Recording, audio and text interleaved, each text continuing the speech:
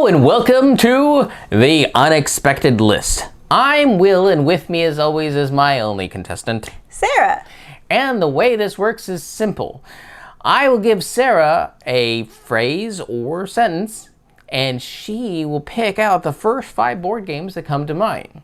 Now, to keep this fully unexpected, I made this extra unexpected by telling her what the things were ahead of time. So this is a completely expected list. Except I still really didn't think about it much before we started recording. That's unexpected. Sarah, are you ready? Sure. Of course you are. You know what they are. The first one is space. Space indeed. I got a lot of space.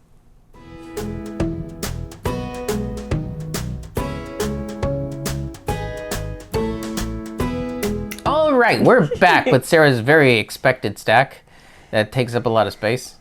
Well, it's about space. All right. Good night, everybody.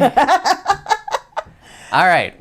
What's the first game? Okay, so yes, space. I tried to pick ones that we hadn't talked about before. So let's start with Tiny Epic Galaxies. I can't read anymore. It has been a long time since we played this. Unfortunately, most of the Tiny Epics have not been our cup of tea. A lot of them just really don't work 2 players that we've tried after a while. Yeah, and I think that is the big problem for us, is a lot of them just didn't have 2 players as a big main player count for them. But this one worked really well, and I remember enjoying it. I don't know if we have the expansion. We may have gotten the expansion, but haven't played it. But I remember it being a light but engaging game. Yes. And so that's why this is one of the ones we still have. But I have to admit, we stopped after a few of them. We don't even look at them anymore. Now, they could be really great, but we also have a few on our unplayed shelves that we haven't gotten to. Which is probably why we decided to stop. Yeah, if we weren't keeping up with them. But Tiny Epic Galaxies, and I've heard from other people, this is one of the more well-liked by more people, I guess I should say. One of the more popular. Thank you. That's a better word. All right, number 2. Space Explorers. This replaced Splendor for me. But that wasn't really hard to do because I didn't really like Splendor. We still own Splendor because Will really likes it.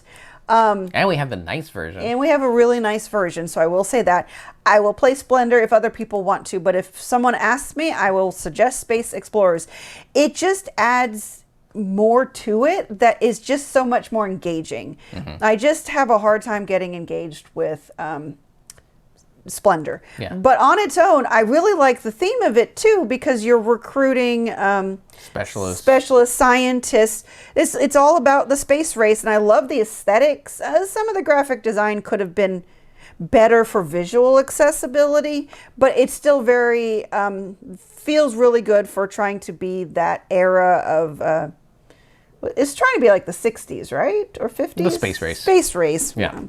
My history's not so good. But anyways, has a lot of engaging aspects to it that takes the Splendor concept and just really elevates it for me. To space. To space. All right, number 3. Oh, geez. Okay, On Mars. So if you've watched the channel for a while, you know I'm not really into really heavy games, and I'm not even going to try lifting the lid off this. On Mars, this is probably the only Lacerda game that... Yeah, we had Vinhos for a while. We had Vinhos. But then we traded that away for something else. And I don't think we've gotten any other ones. I'm trying to look at our unplayed shelves, and I don't think we have any others.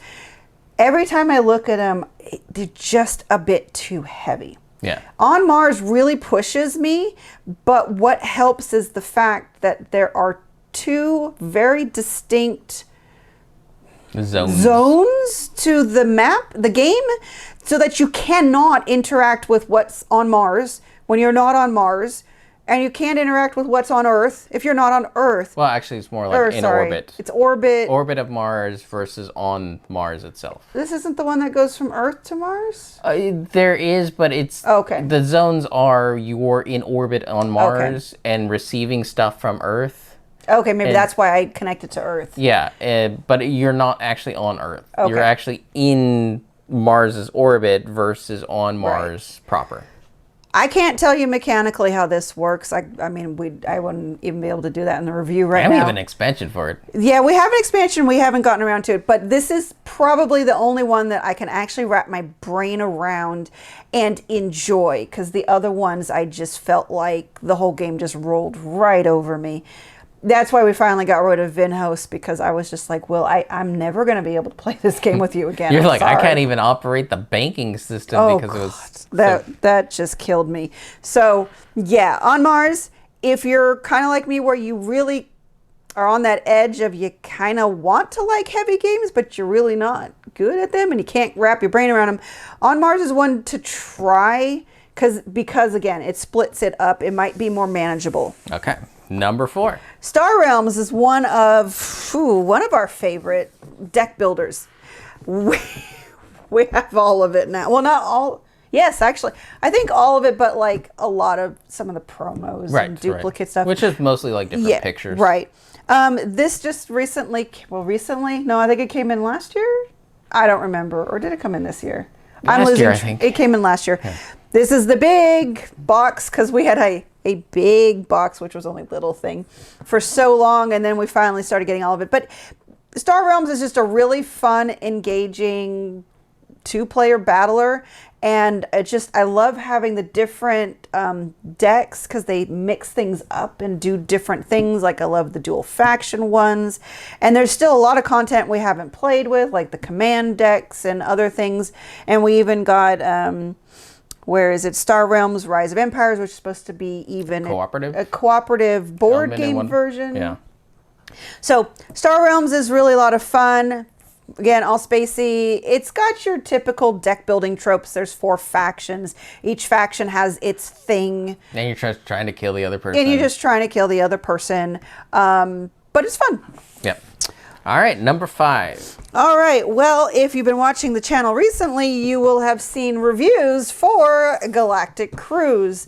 This was a game that Will wanted, and I was like, well, is this a little too heavy for me?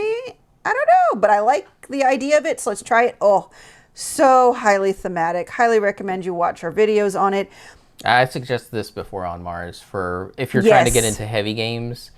Go for this one first. I agree with that, because it thematically teaches you the game in the best way I've ever seen. And it has a great insert, and it teaches you how to put all that in there. And there's lots of variability, and it's a lot of fun, and you're not trying to shoot each other. It's got positive player interaction. It is worker placement, but you bump each other, and there's things that you do to build things up that can help other people. But you're trying to launch people into space to go on a cruise. So it's fun. And so I like that I can put a board game cruise in space. So yeah, this one I highly recommend. If you're looking to get into heavier games and you're not there yet, this would be a better one to try first. But of Lacerda games, because I know people really tout Lacerda games, On Mars might, well, I wouldn't say it's the easiest, because now he's starting to do mid-weight versions of all his heavy games, but I still haven't found any of those that I've really been attracted to. But the very serious board gamer that want to have no smiles at the table and lots of competition, On Mars would probably be their cup of tea. But I like Galactic Cruise because it's not so, well, I wouldn't say cutthroat, and I don't think On Mars is built cutthroat. around a lot of positive player interactions. Right. Which is different than something that might have some take that, like, Star Realms. Exactly. It's nothing but take that. Exactly. Yeah. So, Will, what would you add for space games that I didn't bring out? I would say Alien Frontiers would be a good one. It takes a more classic approach of dice rolling and using the basic D6s in different combinations to do fun little actions to launch your rockets in space and do stuff and form colonies. Another one is the game with the constellations. Was it called Starry Night Sky? Yes, Starry Night Sky.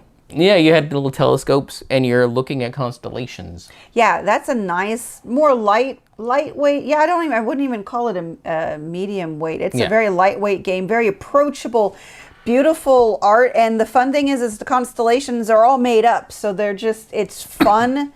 and doesn't take itself too seriously in that respect. And yeah, that was a really cool one. Yeah. So we didn't do a lot of research for ours, but you can do all the research you want. So tell us in the comments what you think of when you hear space. And this has been The Unexpected List. If you have any questions, comments, or concerns, you can reach out to us on the various social media platforms at Rolling with Two, that's TWO. We're on Blue Sky, Facebook, Twitter, and Instagram. For Discord, we have a channel on Tabletop Express. Check the show notes for the invite link. If you have time, check out the other content Nanaman has found for you, because remember, he's rolling with you.